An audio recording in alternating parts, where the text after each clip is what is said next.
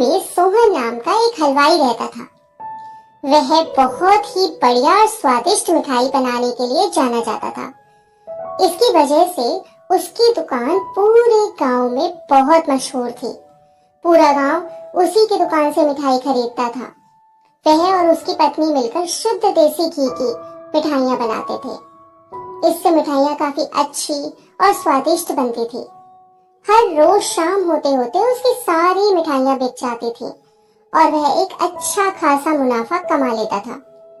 मिठाइयों से जैसे ही आमदनी बढ़ने लगी, सोहन के मन में और पैसा कमाने का लालच आने लग गया। अपने इसी लालच के चलते उसे एक तरकीब सूझी।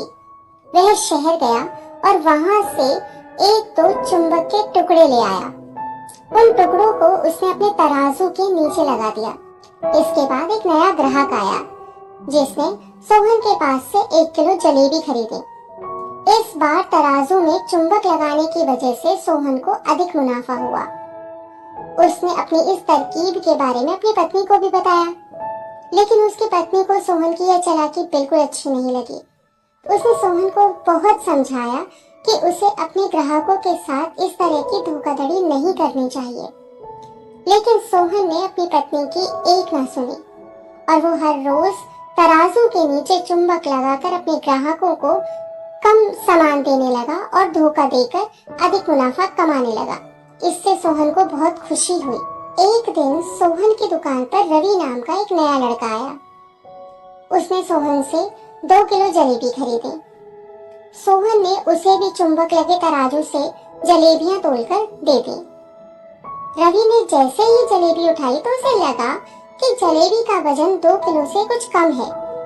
उसने अपना शक दूर करने के लिए सोहन से दोबारा से जलेबियों को तोलने के लिए कहा। रवि की बात सुनकर सोहन चिढ़ गया। उसने कहा, मेरे पास इतना फालतू समय नहीं है कि बार बार तुम्हारी जलेबियों को तोलता रहूं। इतना कहकर उसने रवि को वहां से जाने के लिए कह दिया। सोहन मिठाई वाले की बात सुनने के बाद रवि जलेबी लेकर वहां से चला गया। वह एक दूसरी दुकान पर गया और वहां बैठे मिठाई वाले से अपनी जलेबी तोलने के लिए कहा। जब दूसरे दुकानदार ने उन जलेबियों को तोला तो जलेबी सिर्फ 1.5 किलो ही थी। अब उसका शक यकीन में बदल गया था। उसे पता चल गया था कि सोहन मिठाई वाले के तराजू में कुछ गड़बड़ है।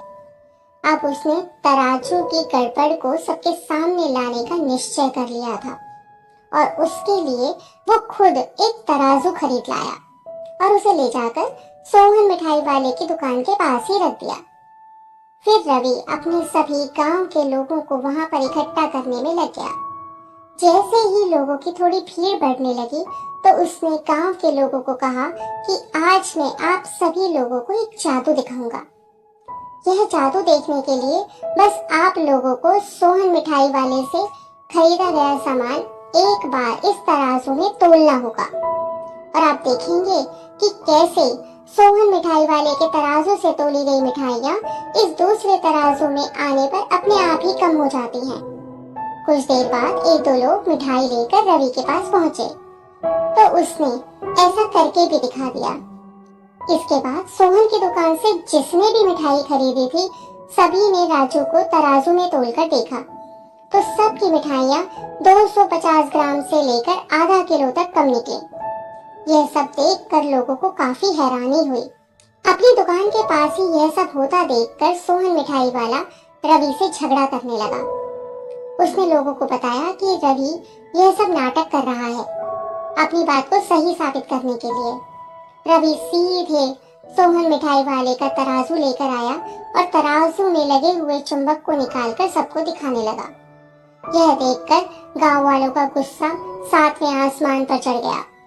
सब ने मिलकर उस लालची मिठाई वाले को खूब मारा। अब उस लालची मिठाई वाले को अपने लालच और उसके कारण की गई गलत हरकतों पर पछतावा हो रहा था। उसने अपने गांव के सभी लोगों से माफी मांगी और यह वादा भी किया कि भविष्य में कभी कोई ऐसी जालसाजी नहीं करेगा।